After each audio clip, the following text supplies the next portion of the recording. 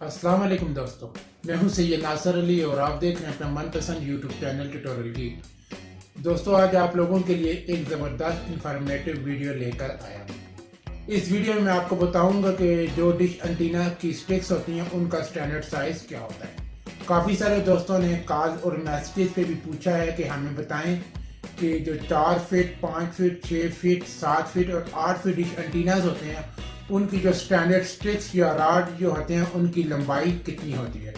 दोस्तों, अगर आप डिश एंटीना सेट करते हैं तो जो स्टिक्स की लेंथ होती है या रॉड्स की लेंथ होती है वो बहुत ही ज़्यादा इम्पॉर्टेंट होती है, क्योंकि अगर वो ठीक नहीं होगी, कम या ज़्यादा होगी, तो आप जो भी सेटेलाइट रिसीव करेंगे वो सही रिसीव नहीं होगी। कुछ चैनल रिसीव होंगे और कुछ नहीं रिसीव होंगे।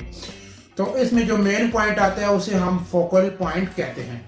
तो मैं स्टिक्स के साइज पे जाने से पहले आपसे थोड़ी सी इंफॉर्मेशन शेयर करता जाऊंगा कि फोकल लेंथ और फोकल पॉइंट क्या होता है, ताकि आपको मुकम्मल समझ आ जाए कि जो स्टिक्स के रॉड्स होते हैं उनकी लेंथ जो होती है वो क्यों इतनी ज़्यादा इंपॉर्टेंट है।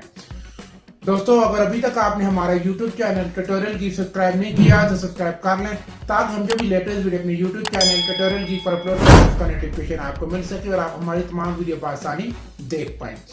तो दोस्तों, बात यह है कि जब आप कोई भी सेटेलाइट सेट करने जाते हैं तो उसके लिए आपका जो डिश एंटीना होता है उसकी जो रॉड्स या स्टिक्स होती हैं उनकी लेंथ बहुत ही ज़्यादा इम्पॉर्टेंट होती है। तो इसी ज़िम्मन में एक चीज़ आती है फोकल पॉइंट या फोकल लेंथ। ठीक है दोस्तों, फोकल पॉइंट वो पॉइंट होता है जहां पर आपके डिश एंटीनास की तीनों स्टिक्स आके ज्वाइंट होती हैं और वहां आके आपकी एलएनबी लगती है। उस पॉइंट को हम कहते हैं फोकल पॉइंट। अगर आपके डिश एंटीनास का फोकल पॉइंट ठीक नहीं होगा तो आप जो भी सेटेलाइट रिसीव करने जाएंगे वो रिसीव नहीं होगी।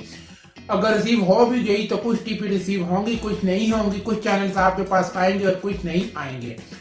तो इसके लिए आपको समझना इंतहाई जरूरी है कि फोकल लेंथ और फोकल पॉइंट क्या होता है डिश एंटीना सेट करते हुए। तो फोकल पॉइंट या फोकल लेंथ अगेन मैं आपको बता दूं, जहां हमारे डिश एंटीना की तीनों स्टिक्स आके मिलती हैं, जहां पे हमारी जो प्लेट होती है, फीड हार्न प्लेट जिसे कहते हैं, जिसमें एलएनबी फिट होती है, गोल राउंड शक्ल की होती है, जहां पे हमारे डिश एंटीना की तीनों स्टिक्स आके सेंटर में ज्वाइंट होती हैं, इसको हम कहते हैं फोकल पॉइंट। और फोकल लेंथ ये होती है कि आपका डिश एंटीना और जहां पे आपकी एलएनबी है, इन दोनों के दरमियान जो डिस्टेंस होगा उसे हम फोकल लेंथ कहेंगे। देखिए समझिए, ये आपका डिश एंटीना का बाउंड्री यहाँ से स्टार्ट हो रही है, ठीक है, और यहाँ आपकी एलएनबी सेट हो रही है। तो इसके दरमियान जो फासला होगा इसे हम फोकल लेंथ कहते हैं। ये इंतहाई जरूरी है फोकल लेंथ, क्योंकि अगर आपके डिश एंटीना और एलएनबी के दरमियान जो डिस्टेंस है वो कम या ज्यादा होगा तो आप जो भी सेटेलाइट रिसीव करेंगे वो इजीली रिसीव नहीं होगी और कुछ चैनल रिसीव होंगे और कुछ चैनल रिसीव नहीं होंगे। तो फोकल लेंथ को एक्यूरेट रखने के लिए यहाँ बात आती है स्टिक्स के साइज की। हर डिश एंटीना का जो साइज होता है उसकी अपनी अपनी स्टिक्स होती हैं। For example 4 feet dish antenna की अपनी स्टिक्स होंगी, इसी तरह 5, 6, 7, 8 जितने भी डिश एंटीनाज हैं उनकी अपनी अपनी रॉड्स या स्टिक्स के साइज होते हैं। तो ये इसलिए इंपॉर्टेंट है कि अगर ये साइज आप ठीक नहीं रखेंगे स्टिक्स के तो आपकी जो फोकल पॉइंट होगा जहां पे एलएनबी फिट होगी वो ठीक नहीं आएगा और आप जो सेटेलाइट रिसीव करने जाएंगे वो रिसीव नहीं होगी, या रिसीव हो भी गई तो कुछ चैनल्स होंगे और कुछ नहीं होंगे। तो दोस्तों, अब लेंथ की तरफ चलते हैं। उम्मीद करता हूं कि फोकल पॉइंट की आपको समझ आ गई होगी कि फोकल पॉइंट क्या है, वो क्यों इतना इंपॉर्टेंट है। तो अब रॉड्स के लेंथ की तरफ जाते हैं।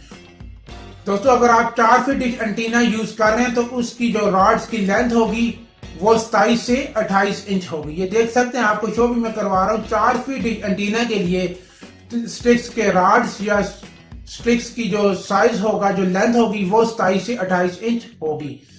इसी अगर